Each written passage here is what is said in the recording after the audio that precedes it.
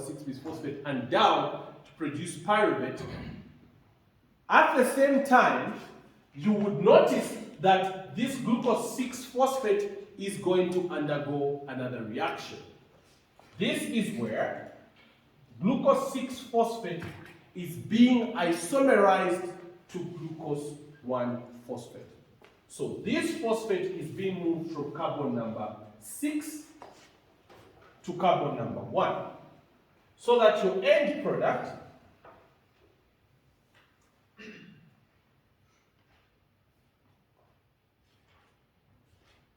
is a glucose 1-phosphate. So you have glucose 1-phosphate being produced.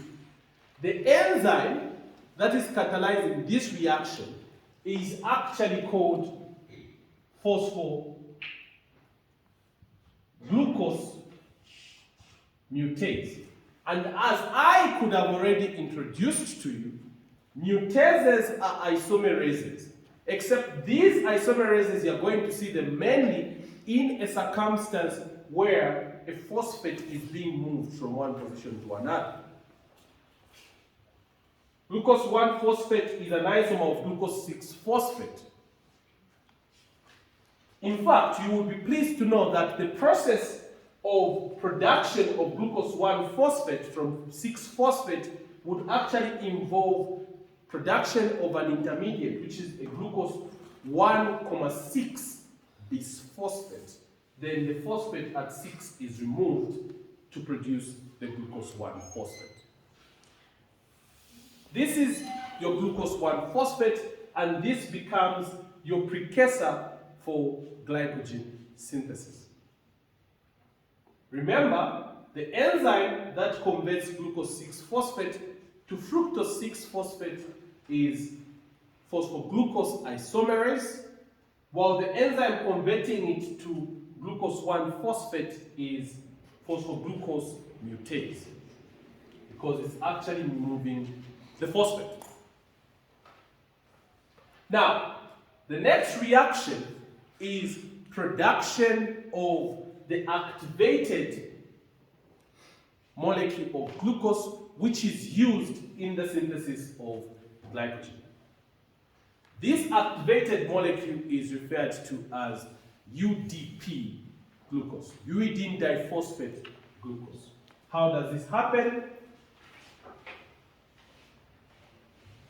A UTP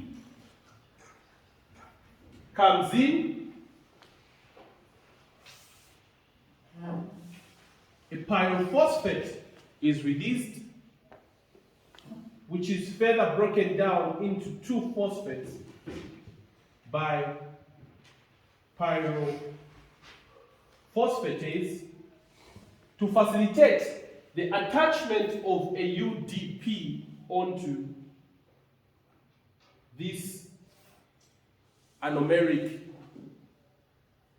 carbon of the glucose 1-phosphate. So what will happen is that a UDP is the one that will attach here. 2 phosphates go out. Pyrophosphatase is actually going to break this down to facilitate the addition of the UDP there. The end product is actually going to be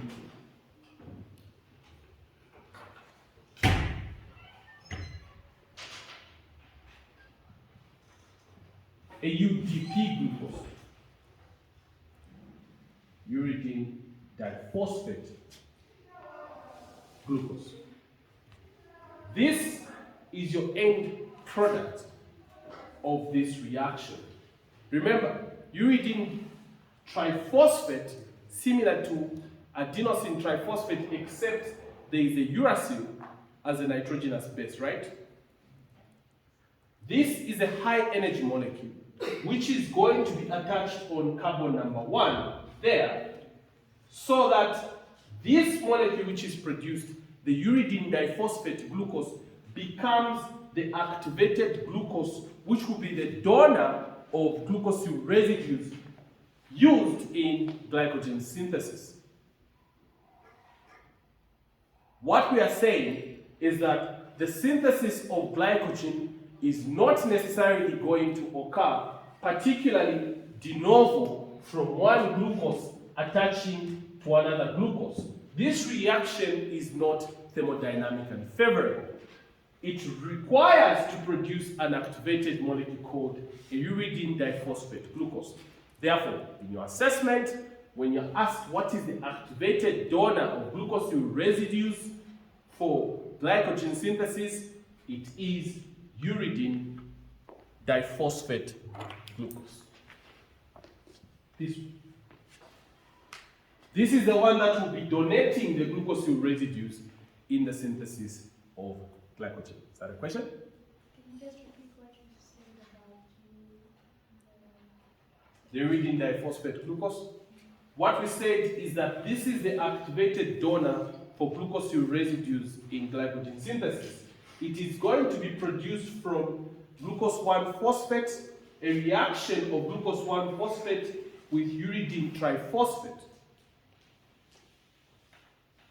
Okay? And then the enzyme is UDP-glucose pyrophosphorylase.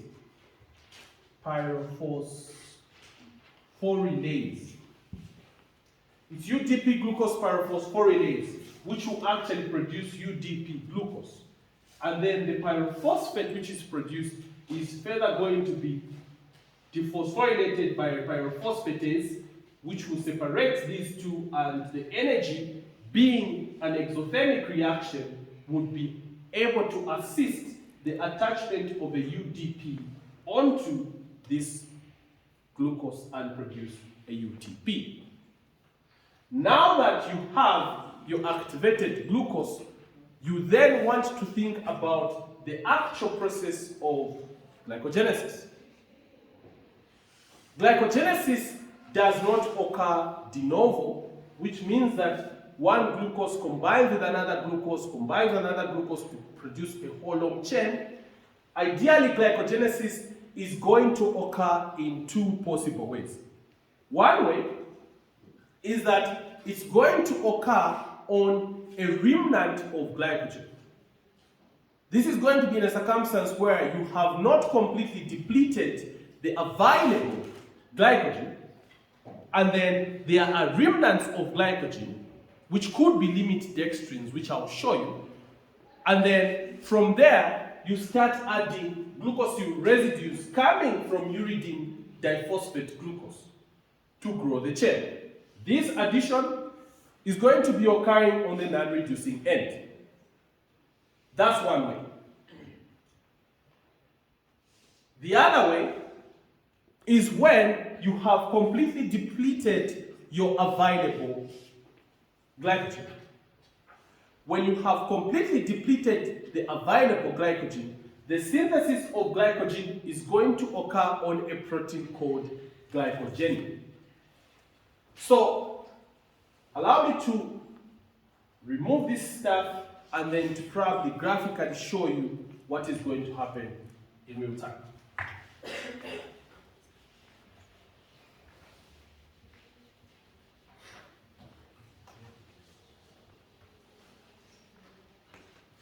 So you would have a circumstance where somebody will have starved for a very long time before they have any meal.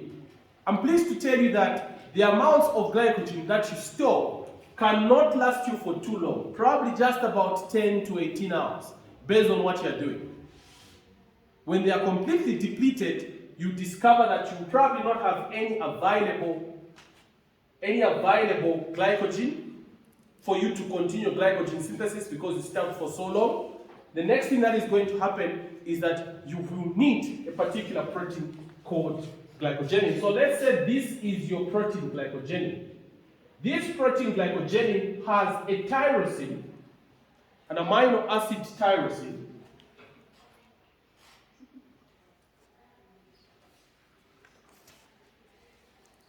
which you know is an amino acid that contains a hydroxyl group. This tyrosine is located at position number 194 of the glycogen.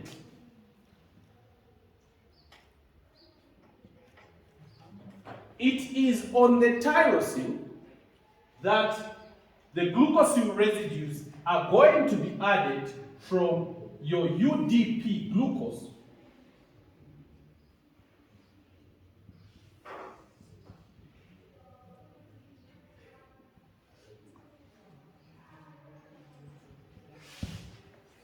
They are going to be added from your UDP-glucose, and the chain is going to grow. So the result is that as a reaction is occurring,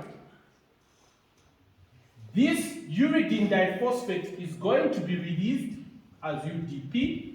Then a bond is going to be formed between this hydroxyl group of tyrosine and the glucosyl residue.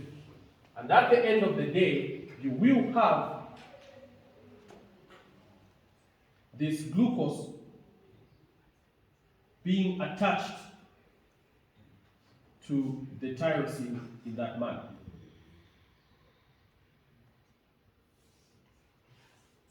Okay, no CH there, so it will probably just attach something like that.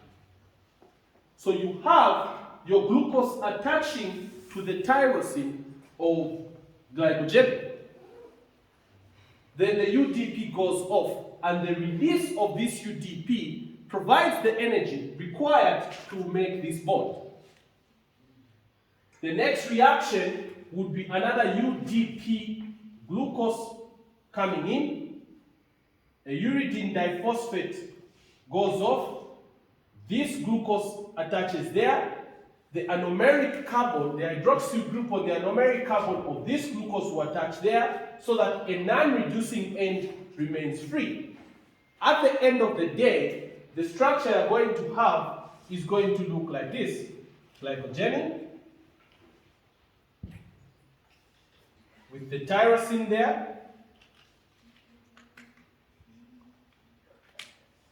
Then it will have your glucosyl residues attached in this fashion. Like that. With the non-reducing end, which is like this, at the end there. You would be pleased to know that the addition of this initial glucosyl residue onto glycogenin is catalyzed by glycogenin itself. So glycogenin, in essence, also has catalytic activity. It's an enzyme, and it remains attached to the growing glycogen in the process of glycogenesis. So glycogenin auto-glucosylates itself. It works as an enzyme which will facilitate the addition of glucosyl residues to itself. So this chain is actually going to grow. When this chain grows as a linear chain with a structure which is linear, more like the structure of amylose in starch, right? Let's say to about 16 or so glucosyl residues, you start seeing the formation of branches. So it forms a linear chain first, then this is going to be followed by the formation of branches. So the process of branching is going to be catalyzed by a special enzyme which